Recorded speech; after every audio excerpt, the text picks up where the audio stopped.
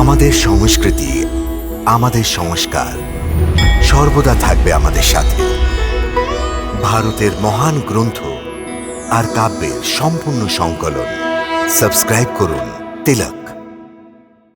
বাল্যকাল থেকেই ওর আসরিক শক্তি ছিল।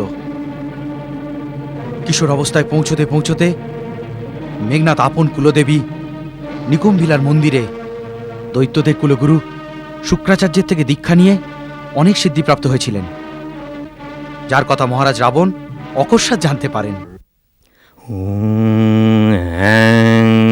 রিং ক্রিং চামুণ্ডায় বিশ্বে নমঃ।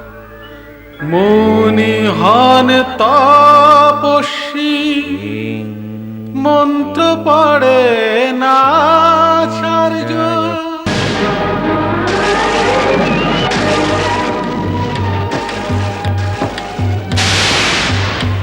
বিজলির মতো চমকায় সে, কালের মতো আঘাত হানে।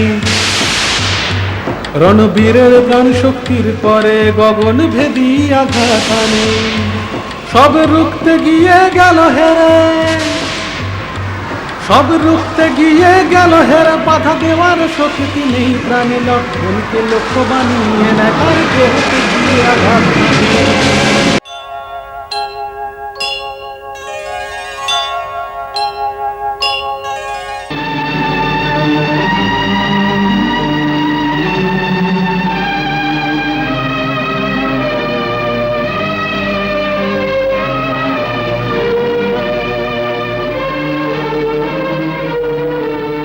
এমন গভীর চিন্তায় কেন ডুবে আছেন পিতাশ্রী? যখন থেকে আমি রণভূমিতে যাওয়া নিশ্চিত করেছি, আপনি গভীর চিন্তায় পড়ে গেছেন। কি হয়েছে মহারাজ? আপনি সর্বদা আমার রণভূমিতে যাওয়ার বিষয়ে চিন্তিত হয়ে যান। এর কারণ কি? পুত্র স্নেহের জন্য, নাকি আমার রণকৌশলের উপর আপনার সন্দেহ আছে? সন্দেহ? তোমার উপর সন্দেহ? ইন্দ্রজিতের বজ্রকেও সাধারণ পাথরের মতো শক্তিহীন করে দেওয়া ইন্দ্রজিতের উপর সন্দেহ? দেবাসুর সংগ্রামে নিজের পিতার পরাজয়কে আপন পরাক্রমের দ্বারা বিজয়ী করে দেওয়া বীর পুত্রের ওপর আমি সন্দেহ করব কি করে বৎস? তাহলে এখনো আপনি আমাকে যুদ্ধ করবার আদেশ কেন কেন দিচ্ছেন না মহারাজ? ইন্দ্রজিৎ, তুমি লঙ্কার সবচেয়ে সুদৃঢ় প্রাচীর। লঙ্কার ঘরের ভিত্তি তোমার উপরই টিকে আছে। তোমার সুরক্ষা অবশ্য কর্তব্য। দেবাদিদেব তোমার রক্ষা করুক। যদি তোমার কিছু হয়ে যায় পুত্র, তাহলে লঙ্কা অনাথ হয়ে যাবে। অনাথ। আপনি থাকতে লঙ্কা কি করে অনাথ হতে পারে পিতাশ্রী? কিন্তু যদি আমার উপস্থিতিতে লঙ্কেশ্বরের মান ভঙ্গ হয়, লঙ্কা রাজ্যের প্রতিষ্ঠা রক্ষা না হয়, তাহলে আমার মতো যোদ্ধার এইভাবে ঘরের মধ্যে বসে থেকে লাভ কি? লাভ আর ক্ষতির হিসেব আমি তোমাকে কি করে বোঝাবো বৎস? অমূল্য থেকে অমূল্য রত্ন নিজের মূল্য নিজে জানে না। আজ কেবল লঙ্কেশ্বরেরই নয়, সমগ্র লঙ্কার রাক্ষস জাতির অস্তিত্ব বিপন্ন। সমগ্র অসুর জাতির মর্যাদার প্রশ্ন। আর তাদের বাঁচানোর জন্য আপনি আর আমি কেবল দুজনেই বেঁচে আছি। আমাদের দুজনের মধ্যে একজনকেই যেতে হবে। তাহলে হাতে যুদ্ধের পতাকা নিয়ে সবার প্রথম তোমার পিতাই যাবে। কেন? কেননা তুমি লঙ্কার ভবিষ্যৎ পুত্র, আর ভবিষ্যতের রক্ষা করা বর্তমানের ধর্ম। এটা এক পিতার মোহ বলছে, কিন্তু পুত্রের ধর্ম তাকে এই আজ্ঞা দেয় না। যে পিতার কাজে আসতে পারে না, সে কিরকম পুত্র? ইন্দ্রজিৎ থাকতে আপনি যাবেন, তাহলে ধিক্কার তাকে। আপনার রণভূমিতে যাওয়া সেদিনও আমার উচিত বলে মনে হয়নি। হনুমানকে দূত ভেবে ছেড়ে দেওয়ার পক্ষেও আমি ছিলাম না। অঙ্গদ এলো আর ভরা রাজসভায় অপমান করে অক্ষত দেহে চলে গেল। আমরা পিছু নিতে থাকলাম আর ওর উৎসাহ বাড়তে থাকলো। পিতাশ্রী, লঙ্কার প্রতিষ্ঠার জন্য যারা প্রাণের আহুতি দিয়ে চলে গেছে তাদের আমি ফিরিয়ে তো আনতে পারবো না, কিন্তু বিশ্বাস করুন তাদের মৃত্যুতে আমার মনে প্রতিশোধ আর প্রতিহিংসার জ্বালা আরো বাড়িয়ে দিয়ে গেছে। রামের মস্তক, লক্ষণের বক্ষতল, সুগ্রীব, অঙ্গদ, হনুমানের প্রাণ নেবার জন্য আমার অস্ত্রশস্ত্র উতলা হয়ে উঠেছে। আজ্ঞা দিন, আশীর্বাদ দিন পিতাশ্রী। অসুর নায়ক আপন সৈন্যদের প্রলয় হয়ে শত্রুদের বিনাশ করবার আদেশ দিন।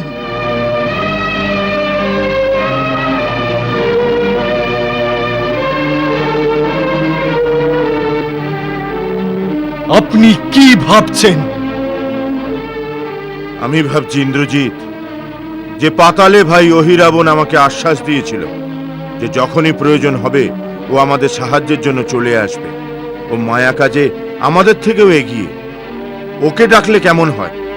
নিজের পুত্র থাকতে আপনি পাতাল লোক থেকে নিজের ভাইকে সাহায্যের জন্য ডেকে আনবেন, তাহলে ইন্দ্রজিৎ লঙ্কার প্রজাদের সামনে মাথা উঁচু করে কি করে হাঁটবে? পিতাশ্রী, আপনার মনে দুর্বলতা বাসা বাঁধতে শুরু করেছে, তার থেকে সাবধান থাকুন। যুদ্ধ জয়ের জন্য পূর্ণ মনোবল প্রয়োজন। ইন্দ্রজিতের উপর বিশ্বাস করুন, আমি যুদ্ধের চিত্রই বদলে দেব। আপনি আমাকে আজ্ঞা আর আশীর্বাদ দুই দিন পিতাশ্রী।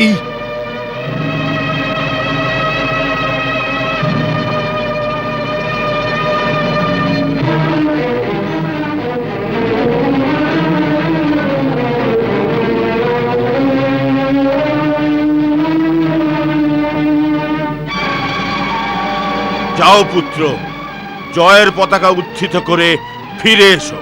এটাই হবে, এটাই হওয়া নিশ্চিত মহারাজ। আজ সূর্যাস্তের আগে ওই দুই সূর্যবংশীয় সূর্যাস্ত করে মেঘনাদ আকাশে গর্জনকারী মেঘের মতন অখিল ব্রহ্মাণ্ডে আপন জয়ধ্বনি বাজিয়ে ফিরবে। যদি আজ মেঘনাদের জয়ধ্বনির ঘোষণা 10 দিকে না হয়, তাহলে ও অস্ত্র ধরাই ছেড়ে দেবে আর লঙ্কার সাগরে সলিল সমাধি নিয়ে নেবে। কখনো না, তুমি অবশ্যই বিজয়ী হয়ে আপন পিতার মস্তক উঁচু করে ফিরবে। এই বিশ্বাস বিদ্যুৎ হয়ে চমকিত করছে আমার মনকে। যাও ইন্দ্রজিৎ, আজ নতুন জয়ের কীর্তি স্থাপন করে ফেরো, বিজয়ী হও।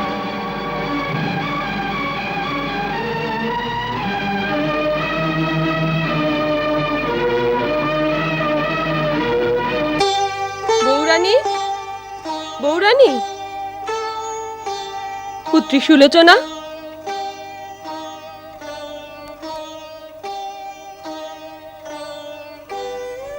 কি হয়েছে মাতাশ্বরী? আজ আপনাকে বড় অশান্ত দেখাচ্ছে। শেষ পর্যন্ত ভবিতব্যকে খণ্ডানো গেল না। আমার মেঘনাদ, তোর পতি, রামের সাথে সংগ্রাম করার ব্রত নিয়ে কালকে যুদ্ধক্ষেত্রে যাবে। এদের কাছে যুদ্ধে যাওয়া কোনো নতুন কথা নয়, তবে এত উদ্বিগ্নতা কেন? তার কারণ এই যুদ্ধ আমার সর্বসংহারক মনে হচ্ছে। যুদ্ধে তো সংহারই হয় মাতা, কিন্তু আপনার মতো বীর স্ত্রীর হৃদয়ে এরকম দুর্বলতা কেন? আমি দুর্বল নই সুলোচনা, আমি ভীতও নই। আমি মহাবলী ময় দানবের পুত্রী।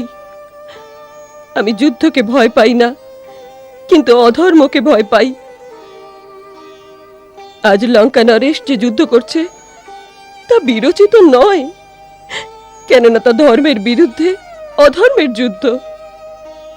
যদি কোনো যোদ্ধা খুব বড় বীরও হয়, যদি সে অধর্মের সঙ্গ দেয়, তাহলে তার বিজয় অসম্ভব, অসম্ভব। আমি এই পরিণামকেই ভয় পাচ্ছি। আজ সমস্ত লঙ্কা শোকে ছেয়ে আছে। মহারাজের 4 জন পুত্র একসাথে রণভূমিতে ধরাশায়ী হয়েছেন। অকম্পন আর দারুকের মতো সেনাপতি, কুম্ভ নিকুম্ভের মতন মহাবীর, সবাইকে শ্রীরামের যোদ্ধারা মেরে ফেলেছে। আমার প্রভু কুশলে আছেন তো? হ্যাঁ, শ্রীরাম তো আজকে লড়েননি। লক্ষণ, হনুমান, সুগ্রীব অর্ধেক যোদ্ধারাই লঙ্কার সেনাদের সংহার করে দিয়েছে। আর এই খবর শুনে অনেকক্ষণ পর্যন্ত মহারাজের চেতনাই ছিল না। কিন্তু ওনার এই সুবুদ্ধি কি হয়েছে যাতে এখনই শ্রীরামের শরণে চলে যান? না, এটাই তো হয়নি। এর জন্যই এখন যে যুদ্ধ হবে তা অত্যন্ত ভয়ানক হবে। শুনেছি কাল মেঘনাদ যুদ্ধের জন্য যাবে। যখন চারজনে মিলে যুদ্ধের গতি পরিবর্তন করতে পারল না, কুম্ভকর্ণের মতো মহাবলী রাক্ষস একের অধিক দিন দেখতে পেল না, তো এই মেঘনাদ কি করবে? না পুত্রী, ইন্দ্রজিতের অপার শক্তি তুই জানিস না। ও কোন কোন সিদ্ধিপ্রাপ্ত হয়েছেন। আমি খুব চিন্তায় পড়ে গেছি, না জানি কাল কি হবে। মহারাজ সুগ্রীব, যতক্ষণ না বিপক্ষের তরফে আক্রমণ হয় ততক্ষণ আমাদের তরফ থেকে আক্রমণ হবে না। কিন্তু দাদা, আমাদের পুরোপুরি সতর্ক আর সাবধান থাকতে হবে। আসুরিক মায়ার কোনো অন্ত নেই। বিশাল ক্ষতি স্বীকার করে নিয়েও লঙ্কেশ্বর শেষ নিঃশ্বাস অব্দি যুদ্ধ করবে। এখন মনে হচ্ছে আজকে রাবণ স্বয়ং যুদ্ধের হাল সামলাতে রণক্ষেত্রে আসবে। এখন লঙ্কায় আর কোন যোদ্ধা বেঁচে রয়েছেন যে যুদ্ধ সঞ্চালনা করতে সমর্থ হবেন? স্বয়ং রাবণ না ওর পুত্র মেঘনাদ?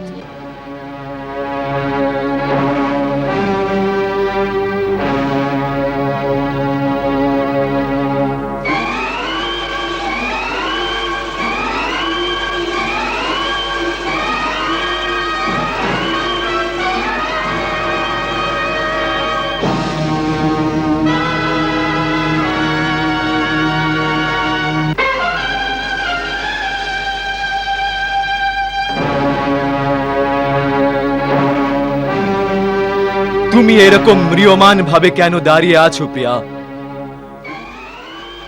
যোদ্ধা যখন রণভূমিতে যায় তখন তার পত্নীরা এরকম ম্রিয়মান ভাবে দূরে দাঁড়িয়ে থাকে না, নিজের হাতে তার অস্ত্র শস্ত্র সাজিয়ে দেয়, তার উৎসাহ বাড়ায়। আজ যুদ্ধে আমি সেনাদের নেতৃত্ব দেব, এ তো খুশির সময়। কিন্তু তুমি ওখানে দাঁড়িয়ে না জানি কি ভাবছো। ভাবছি যে এই যুদ্ধের পরিণাম কি হবে। এই যুদ্ধের পরিণাম কেবল একটাই, আমাদের বিজয়। এই বিজয়ের মূল্য কিভাবে মেটাতে হবে? সুলোচনা, শেষনাগের পুত্রী আর ইন্দ্রজিতের পত্নী হয়ে তুমি এই ধরনের প্রশ্ন করে কেন মন খারাপ করছো? বিজয়ের জন্য কত মূল্য দিতে হবে, এর শেষ পরিণাম কি হবে, এই সব কথা বীর পুরুষ কখনো ভাবে না। এই সময় শত্রু আমাদের দ্বারে উপস্থিত হয়ে আহ্বান করছে। এই সময় মনে কোনো শঙ্কা, কোনো দুর্বলতা আনা উচিত নয়। কেবল একটাই লক্ষ্য, ওদের আহ্বানের উত্তর নিজের বাহুবল দ্বারা দিতে হবে।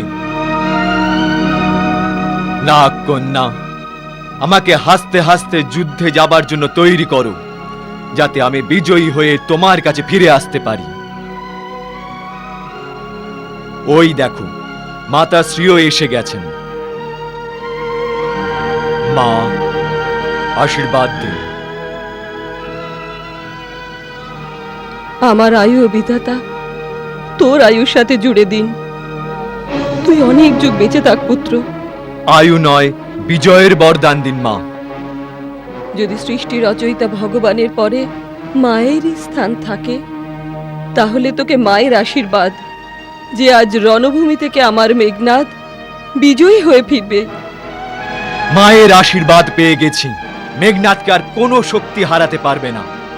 আমি অস্ত্রের পুজো করে আসছি, আপনি কুলদেবী নিকুম্বিলার পুজোর আয়োজন করুন।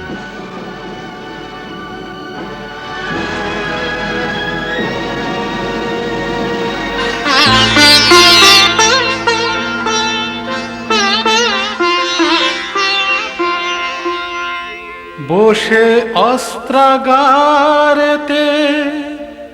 ইন্দ্রজিৎ করেন ধ্যান, দেবীকে স্মরণ করে করেন অস্ত্রের সন্ধান।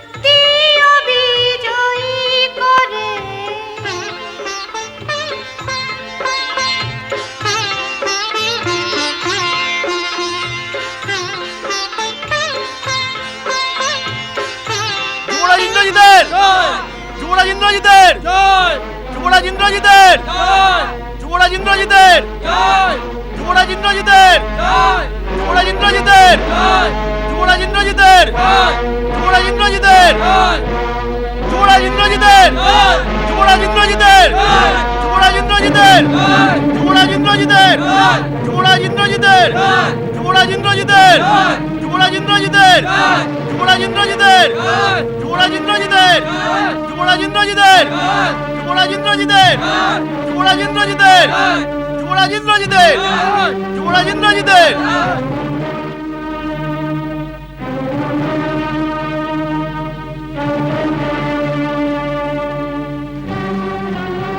তাহলে আজকেও যুদ্ধ হবে। আমি বলেছিলাম না লক্ষণ ভাই, লঙ্কা এত তাড়াতাড়ি হার মেনে নেবে না। পরাজয়ের পর পরাজয় হওয়া সত্ত্বেও লঙ্কার উৎসাহ নষ্ট হয়নি দেখছি। হওয়া উচিত নয়। যুবরাজ ইন্দ্রজিতের যুবরাজ ইন্দ্রজিতের যুবরাজ ইন্দ্রজিতের যুবরাজ ইন্দ্রজিতের যুবরাজ ইন্দ্রজিতের যুবরাজ ইন্দ্রজিতের যুবরাজ ইন্দ্রজিতের যুবরাজ ইন্দ্রজিতের। তাহলে এবার ইন্দ্রজিৎ আসছে।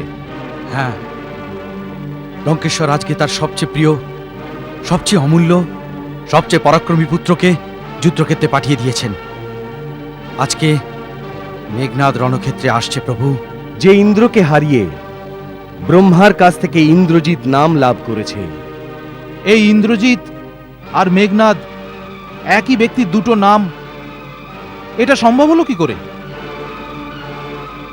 ইন্দ্রজিৎ জন্ম থেকেই অভাবনীয় কিছু বিশেষ গুণ নিয়ে পৃথিবীতে এসেছিল। জন্ম নেবার সময় ওর প্রথম রোদনে মেঘের গর্জনের ধ্বনি ছিল। এই জন্য মহারাজ রাবণ এর নাম মেঘনাদ করে দিয়েছিলেন।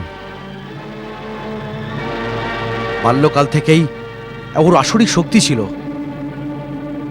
কিশোর অবস্থায় পৌঁছতে পৌঁছতে মেঘনাদ আপন কুলদেবী নিকুম্ভিলার মন্দিরে দৈত্যদের কুলগুরু শুক্রাচার্যের থেকে দীক্ষা নিয়ে অনেক সিদ্ধিপ্রাপ্ত হয়েছিলেন, যার কথা মহারাজ রাবণ অকস্মাৎ জানতে পারেন।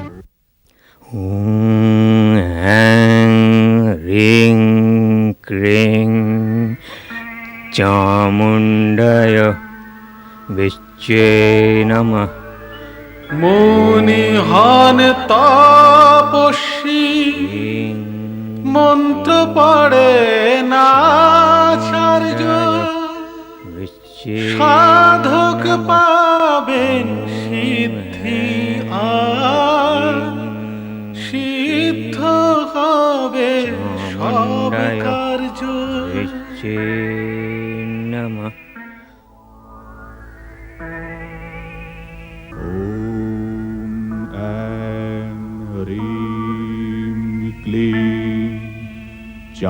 চামুণ্ডায় বিচ্চে নমঃ। এ কিসের যজ্ঞ হচ্ছে? অনুষ্ঠান পূর্ণ হওয়া পর্যন্ত মেঘনাদ মৌন ব্রত নিয়েছেন। আপনার পুত্র কুলদেবী নিকুম্ভিলাকে সিদ্ধ করে 7 যজ্ঞের অনুষ্ঠান করেছেন। অগ্নিষ্টম, অশ্বমেধ, বহু সাধক, রাজসূয়, গোমেদ তথা বৈষ্ণব যজ্ঞের দীক্ষা নেবেন। যে অনুষ্ঠান সবার পক্ষে সম্ভব নয়, মহেশ্বর মহাদেবকে প্রসন্ন করে অনেক বর প্রাপ্ত হবে।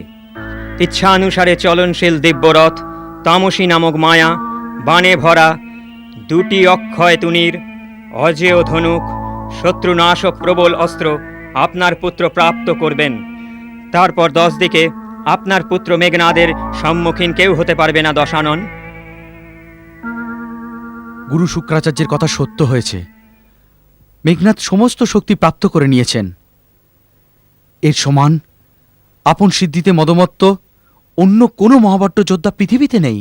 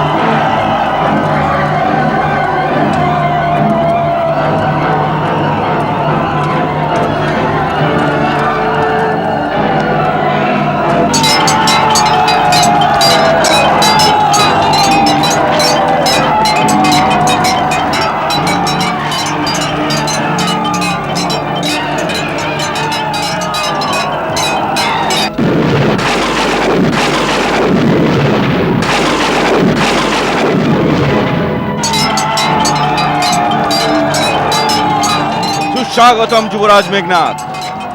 সুগ্রীব রণক্ষেত্রে আপনাকে স্বাগত জানাতে সবার আগে চলে এসেছে।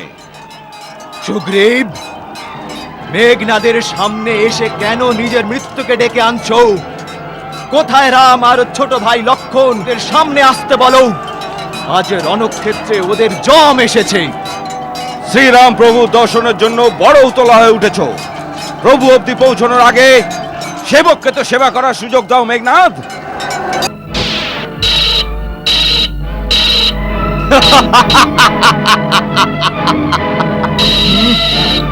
অঙ্গদ, তুমি?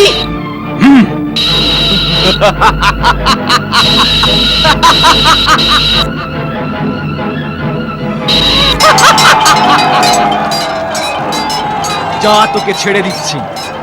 আজকে আমার লক্ষ্য তুই না। আজকে সবার প্রথমে আমার ভাই অতিকায়ের হত্যাকারী লক্ষণকে জমলোকে পাঠাতে এসেছি।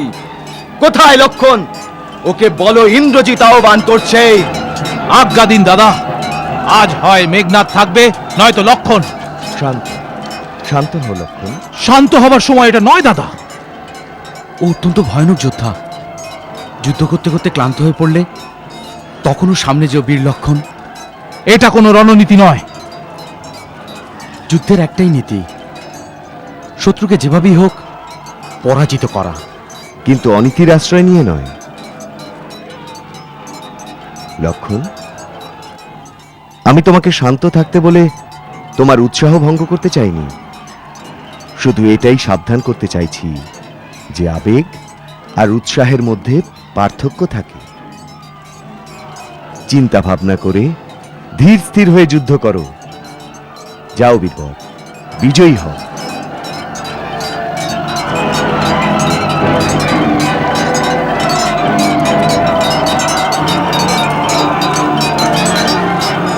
সুগ্রীব অঙ্গদ মার খেয়ে চলে গেছে, আর আপন বীরত্বের গর্বে গর্বিত লক্ষণ এখনো কোথায় লুকিয়ে আছে?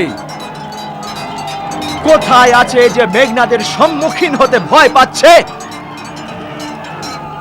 দাম্ভিক মেঘনাদ, প্রলাপ বন্ধ করো।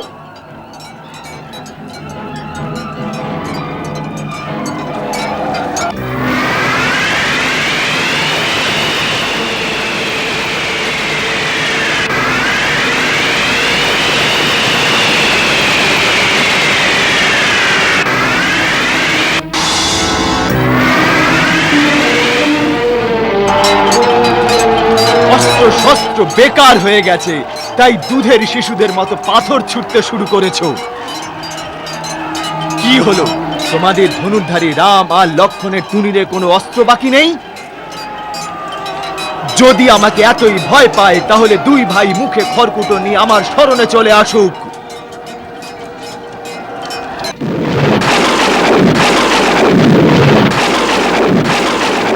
হে গর্জনকারী মেঘ, লক্ষণ এসে গেছে তোকেও তোর ভাই অতিকায়ের কাছে পৌঁছানোর জন্য। আজ নির্ণয় হয়ে যাক এই গর্জনকারী মেঘের শব্দে কতটা ছল বল আর রণকৌশল রয়েছে।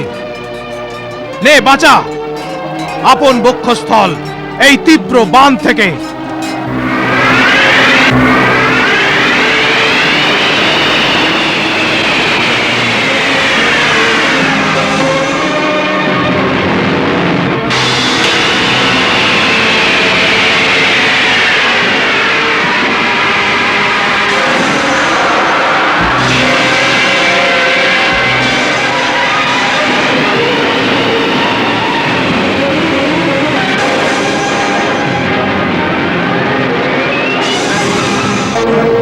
আমার এই মারণাস্ত্র সহস্রকে সংহার করে তোকে নাশ করবে।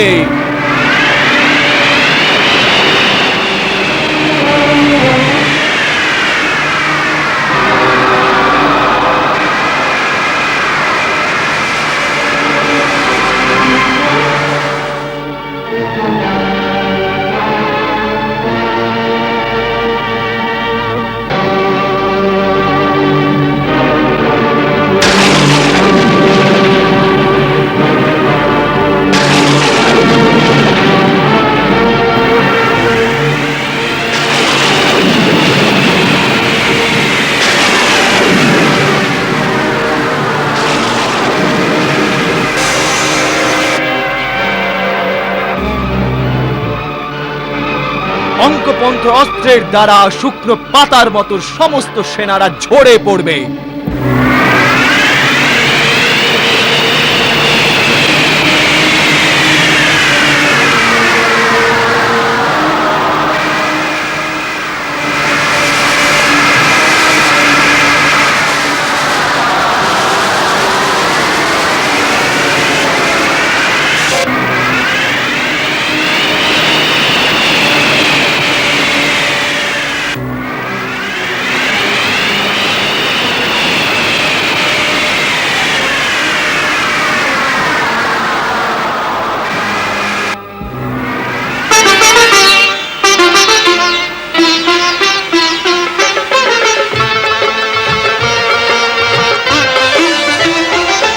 দুই রাজপুত্র, দুই তেজবান, দুই শক্তিমান লড়ে চলে, তীরে যে কাটে তীরকে, তীরেতে তীর চালায়। হর হর মহাদেব, হর হর মহাদেব।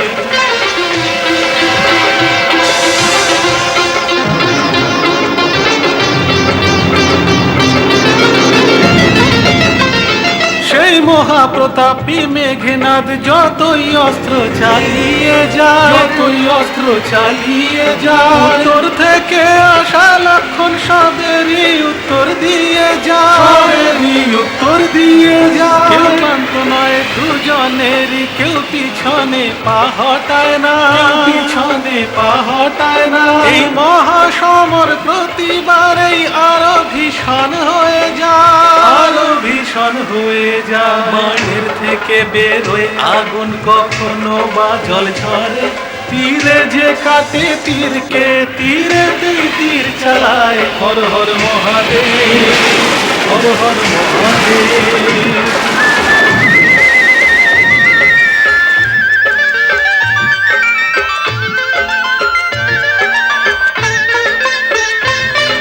এ যুদ্ধ করে বাহু বলে, ও অস্ত্রেতে বিশ্বাস করে, ও অস্ত্রেতে বিশ্বাস করে। এ রামচন্দ্রের জয় বলে, ও রাবণের জয় গান করে, ও রাবণের জয় গান করে। আসেন রামরণ দেখে সকলে, চমকায় লক্ষণের তীরে, চমকায় লক্ষণের তীরে। এই মহাসমরে সেই যেতে যাকে ভগবান জয়ী করে, যাকে ভগবান জয়ী করে। নিজের সম্মানের জন্যই দুজন প্রাণের বাজি খেলে, তীরে যে কাটে তীরকে, তীরেতেই তীর চালায়। হর হর মহাদেব, হর হর মহাদেব, হর হর মহাদেব, হর হর মহাদেব।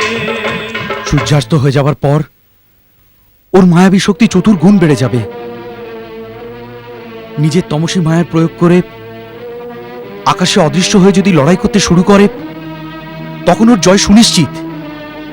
এখন যুদ্ধে আপনার হস্তক্ষেপ আবশ্যক হয়ে পড়েছে, অন্যথায় অনর্থ হয়ে যাবে।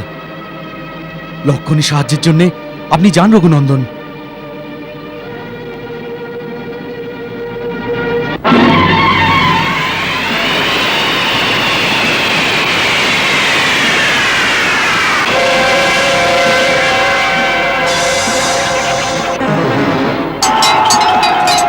অনেকক্ষণ ধরে আমার অস্ত্রের বিনাশ করছে।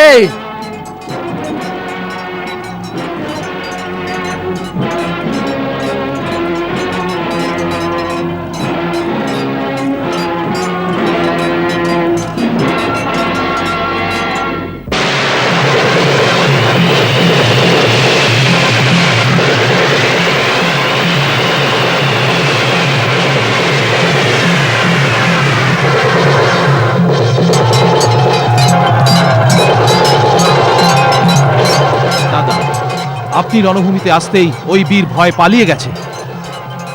না লক্ষণ, ইন্দ্রজিৎ নাম ওর।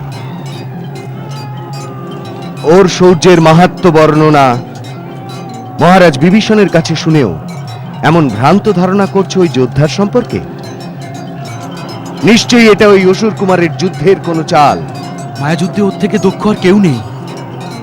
সাবধানে থেকো বীরকুমার।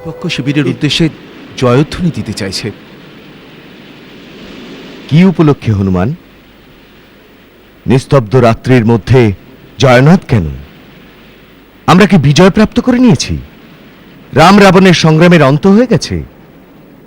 যুদ্ধের উদ্দেশ্য পূর্ণ হয়েছে? না প্রভু, আমাদের জয়ধ্বনি দেবার উদ্দেশ্য কোনো প্রকারের অহংকার প্রদর্শন নয়। আপনার উপর আসা সংকটের খবরে সীতা মাতা হয়তো গভীর চিন্তায় ডুবে আছেন। ওনার হৃদয়ের উপর আচ্ছাদিত বিষাদে নিবারণ করার জন্য আপন জয়ধ্বনি দ্বারা ওনাকে এই বার্তা পৌঁছে দিতে চাইছি আপনি এখন কুশলে আছেন। হ্যাঁ দাদা, আমাদের সেনাদের হৃদয়ের উল্লাস বৌঠান অব্দি পৌঁছানোর এটাই একমাত্র পথ। যেমন তোমাদের ইচ্ছা। জয় শ্রীরাম। জয় সীতারাম, জয় সীতারাম।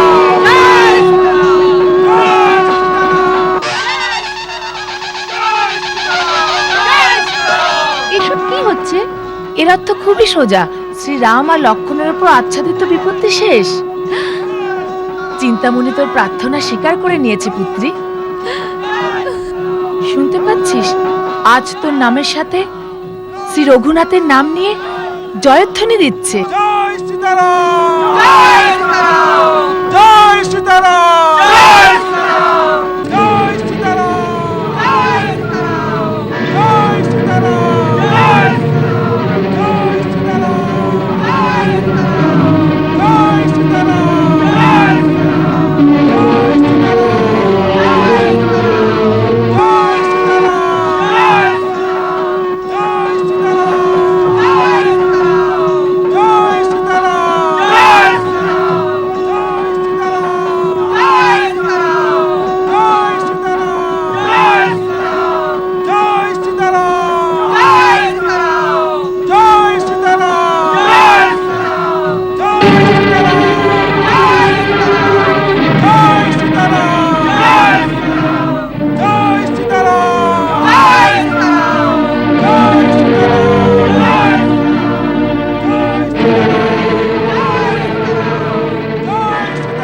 ইন্দ্রজিৎ, তুমি তো বলেছিলে প্রভাতে সূর্য রাম লক্ষণের জীবনে সূর্যাস্তের খবর নিয়ে আসবে। মৃত্যুর শোকে কি জয়ধ্বনি ঘোষিত হয়? পিতাশ্রী, আমি স্বয়ং শঙ্খধ্বনিতে সংশয়ে পড়ে গেছি। বিষাদের মধ্যেও বিজয়ধ্বনি কি করে ঘোষিত হচ্ছে? নিঃসন্দেহে এটা বানর সেনাদের শোক নয়, হর্ষোল্লাসের মধ্যে দিয়ে আমাদের উপহাস করছে। ব্যঙ্গবাণে বিদ্ধ করে শত্রু আমাদের আহ্বান করছে। যে অমঙ্গল তুমি করে এসেছো তাতে ওদের ক্ষতি হয়নি। পিতাশ্রী, আমার নাক পাশে রাম লক্ষণ দুজনকে বন্দি করে মৃত্যুর মুখে ফেলে এসেছি। মহারাজের জয় হোক। মহারাজ, গুপ্তচর সুখ দর্শনের আজ্ঞা চাইছেন। আসতে দাও।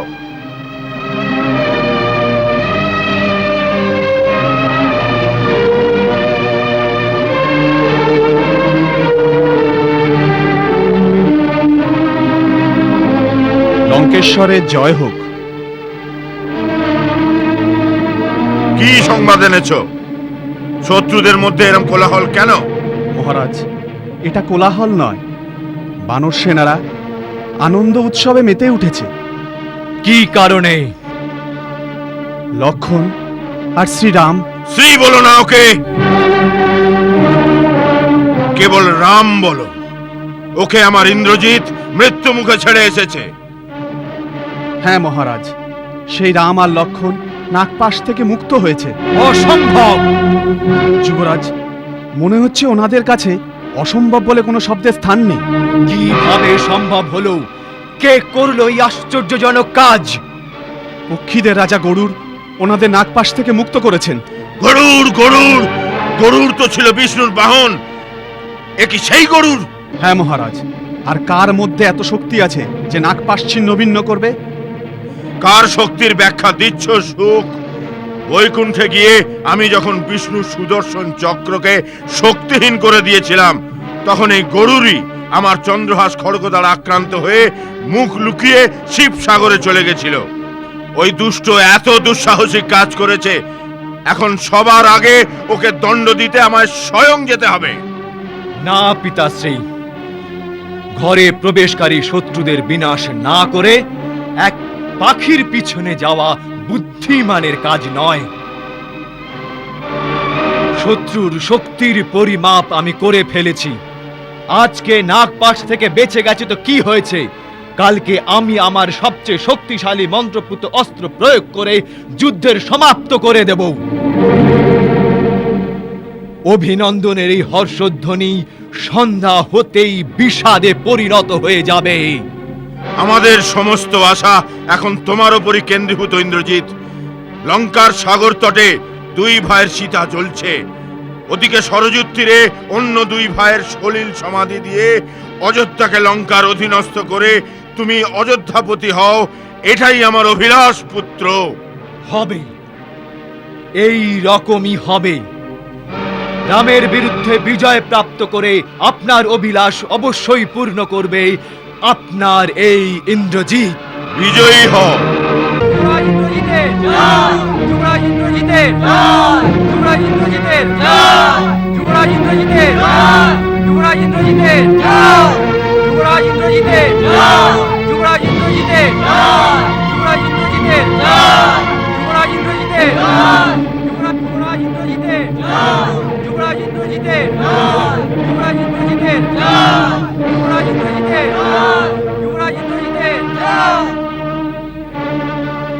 সাবধান অযোধ্যানাথ,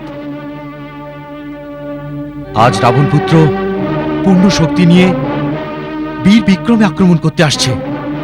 আমরাও কিন্তু ঘুমিয়ে নেই মহাশয়। আমরাও প্রবল বেগে মোকাবিলা করব।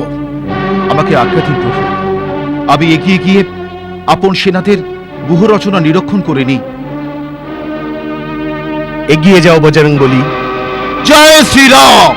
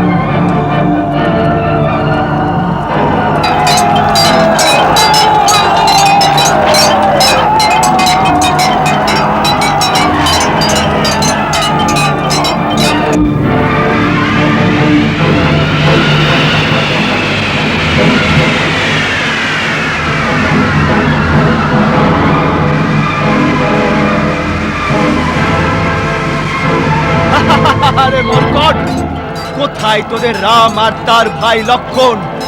নাগপাশের বিষ কি এখনো ওঠেনি যে তোদের বেঘরে মরবার জন্য পাঠিয়ে দিয়েছে?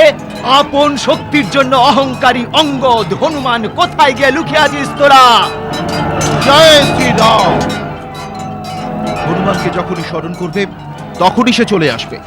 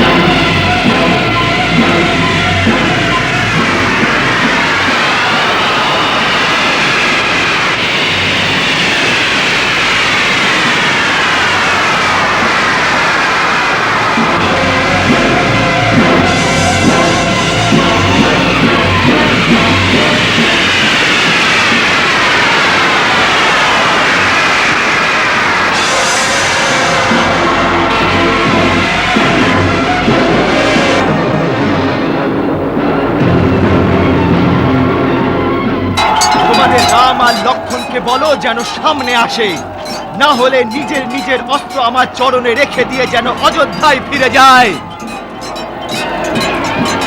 তোমার মতো নিশাচরকে জমালয় না পাঠিয়ে আমরা কি করে ফিরে যাব মেঘনাদ? আহ, এসে গেছিস তুই?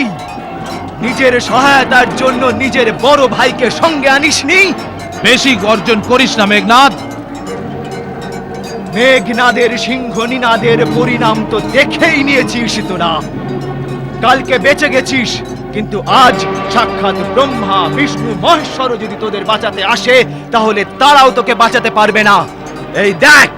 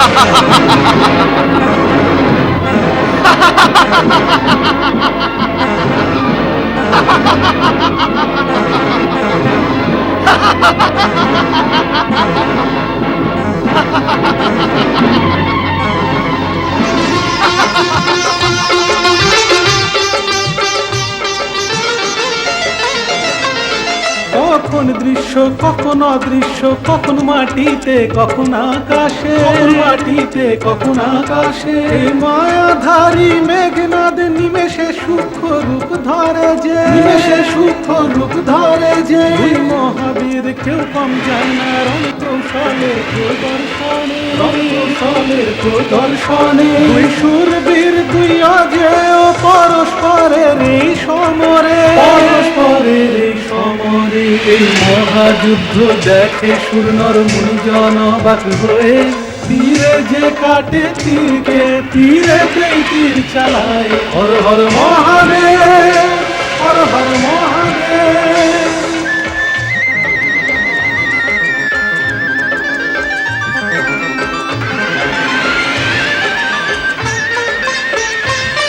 কখন দূরে গিয়ে করে আঘাত, কখন লক্ষণের কাছে এসে পড়ে, লক্ষণের কাছে এসে পড়ে। নিয়ে রামের শপথ লক্ষণ লড়ে, যত রাক্ষস মারার তরে, যত রাক্ষস মারার তরে। এক মেঘনাদের ভরসায় রাবণ তার অন্তিম লড়াই লড়ে, তার অন্তিম লড়াই লড়ে। পার্শ্ব অবতার লক্ষণ ভাই শুধু রামেতেই বিশ্বাস করে, শুধু রামেতেই বিশ্বাস করে।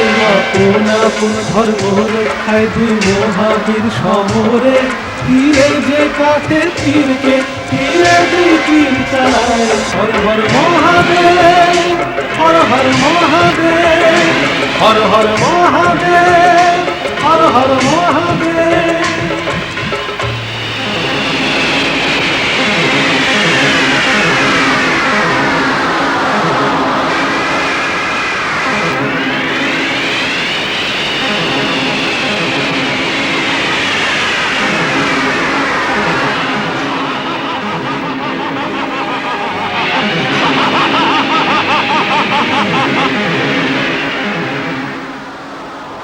দাদা, দাদা ও কপট যুদ্ধ করছে, অদৃশ্য হয়ে প্রহার করছে।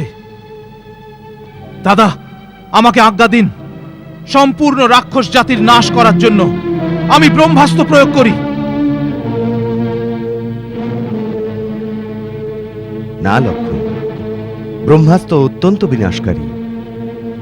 শাস্ত্রে এটা প্রয়োগের আজ্ঞা যে কোনো পরিস্থিতিতে দেয় না। অতএব আমাদের উত্তেজিত হয়ে ধর্মযুদ্ধের পথ ছেড়ে দেওয়া উচিত হবে না। কিন্তু রাক্ষসরা তো কোনো নীতি মানে না। ওরা যুদ্ধ ছল কপটের সাহায্য নিয়ে আমাদের সেনাদের সংহার করছে। ওদের মায়াবী অস্ত্র রোধ করার জন্য একটাই রাস্তা আছে, ব্রহ্মাস্ত্র প্রয়োগ করা।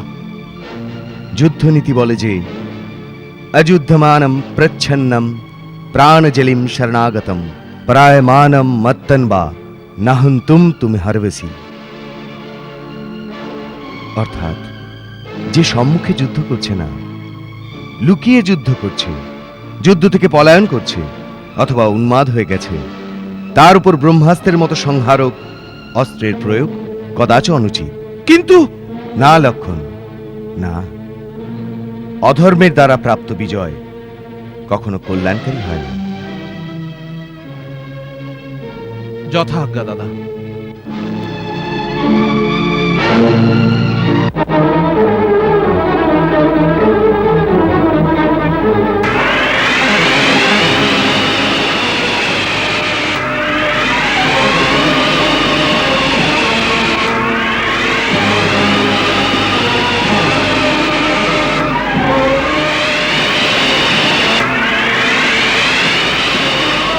হারাতে পারে না লক্ষণকে,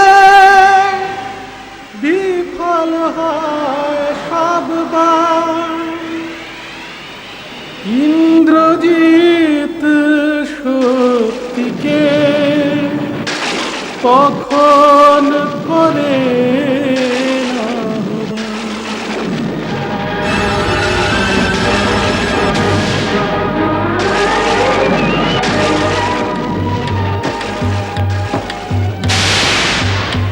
বিজলির মতো চমকায় সে, কালের মতো আঘাত হানে।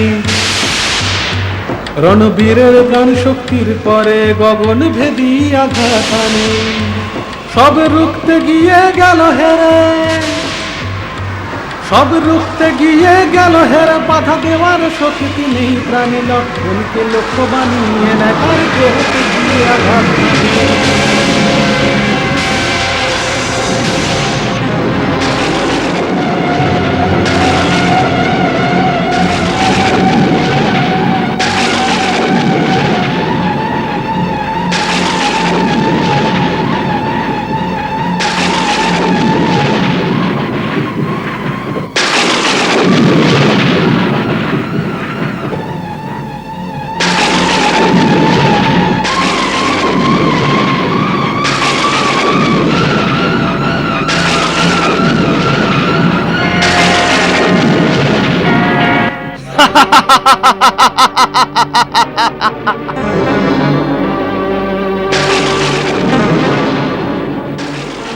অসুর যোদ্ধারা, ওঠাও একে, রথে রাখো আর নিয়ে চলো পিতাশ্রীর কাছে।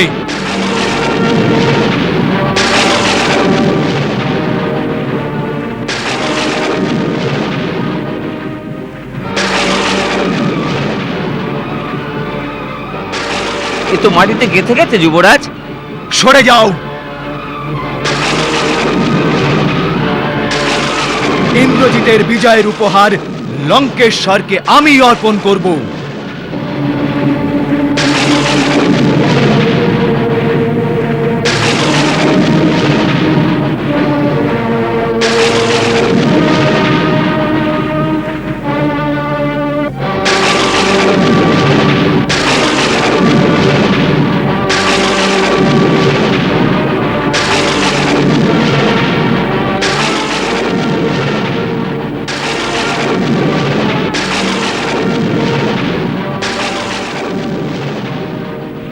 ধরণীধরকে হাত লাগালে ধরিত্রীতে মিশে যাবে মেঘনাদ। ইনি স্বয়ং ধরিত্রীকে আপন কাঁধে ধারণ করেন। তোমার মতো পাপীর হাতে উঠবেন না। মেঘনাদ না পারে ওঠাতে লক্ষণ শেষ নাগ সমভাগ। হনুমান চলে উঠিয়ে নিয়ে, মূর্ছিত লক্ষণ কুমার।